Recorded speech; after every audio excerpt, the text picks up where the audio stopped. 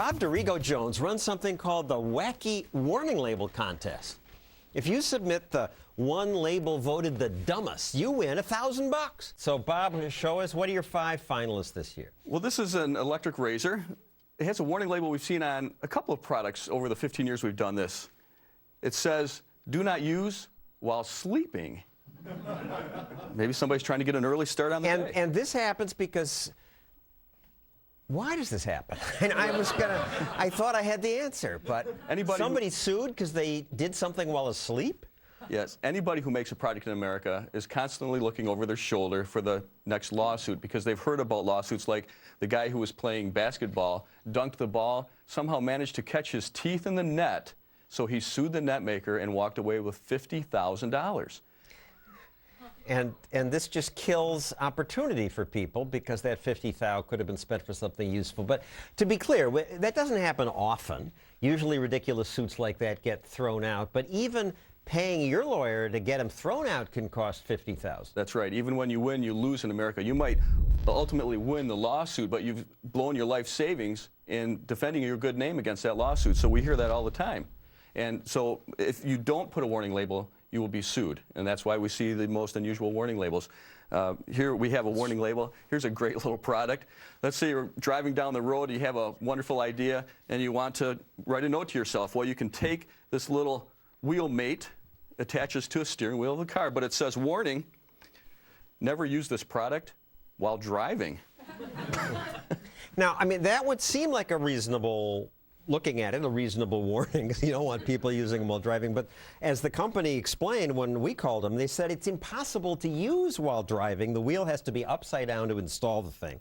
So the car would drive around in circles if you ever tried it. But their lawyers said, put it on just in case. That's right. That's what we hear all the time. The lawyers say you'll be sued if you don't. One year we had a warning label on a fishing lure that said harmful if swallowed. Same thing. The lawyer said you have to put it there or you could be sued. Product number 3. A lot of us, people in your audience will have seen this. This is a little neck pillow that parents will put around the neck of their infants in the car.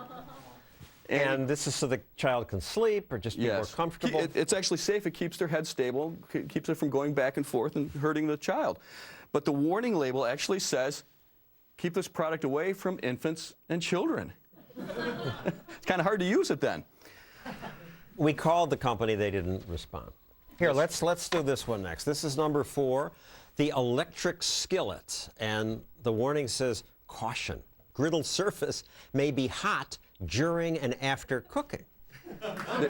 I would hope so. They'd probably be sued if it wasn't hot. It's a griddle.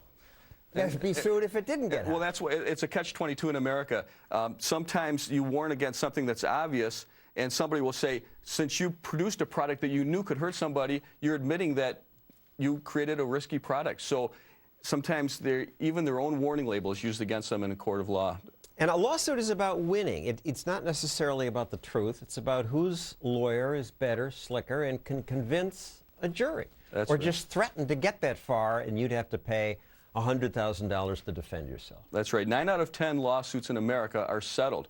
So they don't necessarily, the plaintiff lawyer who files a lawsuit doesn't care if it goes all the way to a jury because they know that they can prefer it doesn't. Right.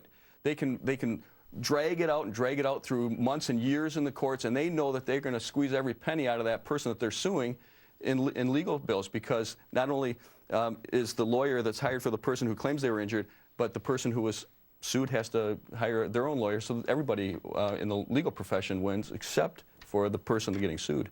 And to be clear, it's the defense lawyers who like to stretch it out because they get paid maybe by the hour. The longer it goes, the better they do. The plaintiff's lawyers, they want a quick settlement, quick deal. All right, product number 5, this globe. What's the deal? This actually says, these globes should not be referred to for navigation. And we talked to the company. They said, we know our world is ever-changing. As a result, we would not recommend it be used for educational purposes, but merely as a decorative item. So it's like they're cowering for some problem. And this is our legal system. It's supposed to help victims.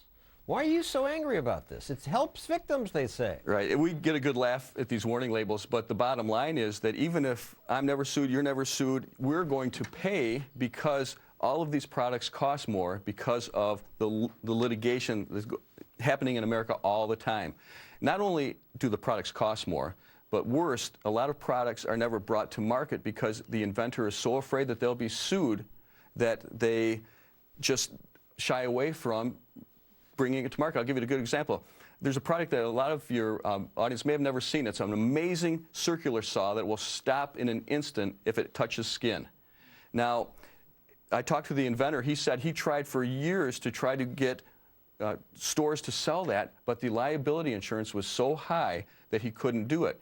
Now, you had people this whole time losing fingers, losing hands because of these injuries. And here you had a product that could have saved their fingers, but it wasn't on the market because of litigation. And because a product like that, which is about a dangerous thing, is the biggest target for lawsuits. So it's these things we need most that we often lose. They don't even introduce it. So it's that and the cost. And these warning labels, which seem harmless, except one result is then you don't read the stuff you ought to read. Right. The plaintiff lawyers claim that they're making America safer by filing all these lawsuits. I would argue that they're making America less safe because as warning labels become so long, we're tuning them out. So the warning labels we need to read are getting lost in the jumble of the common sense warning labels like the one on a scooter that says, warning, this product moves when used. And talk about long labels. You ever look at a birth control pill label? Any of you happen to have one? I happen to have one here, actually.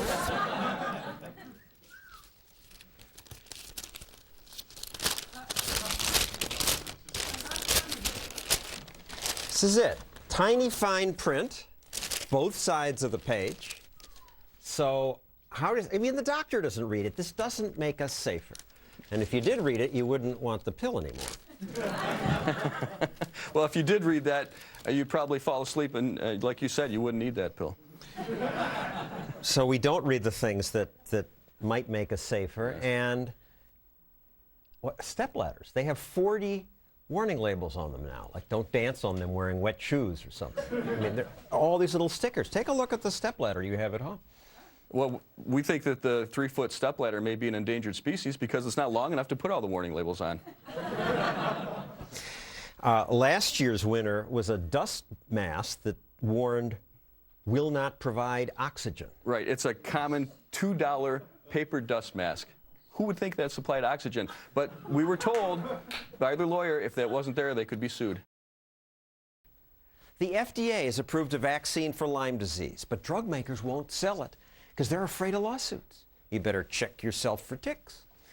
And wouldn't it be nice if there were a kinder, gentler way to get shots? Well, there is. Companies came up with a gentle silicone coating for hypodermic needles. But after the utterly baseless lawsuits against sellers of silicone breast implants, after they bankrupted the Dow Corning Company, other companies stopped producing the pain-reducing silicone. One company director said, yeah, well, we're sure our product's safe, but we don't want to risk a lawsuit. So today, lawsuits terrorize people, make everything cost more, and deprive us of good stuff. On the other hand, we don't want to ban all lawsuits. Some are useful. Some do provide justice for victims and deter bad companies or bad doctors from doing bad things. So how do we get rid of the bad and keep the good? Some politicians want to cap lawsuits, and that's helped reduce lawsuit abuse costs in a few states where that's been tried, but I don't know that that's fair. California has a $250,000 cap on some damages. But if a company behaves really egregiously, it should pay more. The cap seems arbitrary. I think the best solution is loser pays. That means if I sue you and lose, I have to pay your legal fees. America is one of the only countries where I can sue you and lose and just go ahead and sue you again. I don't even have to say, I'm sorry when I lose. In most every other country, I have to pay something to try to compensate you for what my suit did to you. Lawyers call loser pays the English rule, like it's this weird British thing, but it's not. We should call it the English rule. Loser pays is the rest of the world rule. It's we who have the weird American rule. Now, lawyers say, oh, no, loser pays would discourage people from going to court. And I say, yeah, it would. And that's okay. Lawyers are now so slow and so ruinously expensive, they do so much damage to America, they should be discouraged. Loser pays isn't a cure-all. but it would be a start.